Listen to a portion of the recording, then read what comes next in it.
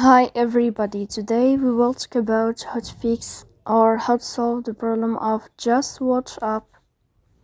You will click on settings. In this page, you will go to apps, default apps, app settings.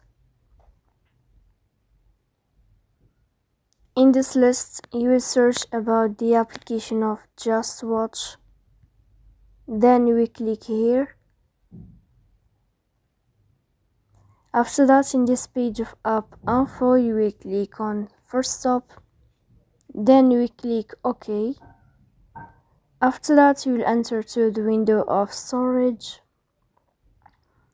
Here you will click on clear cache. In the end, you will go to Play Store. You will search about the application of JustWatch. And then if you find update in this plus sign, you will update your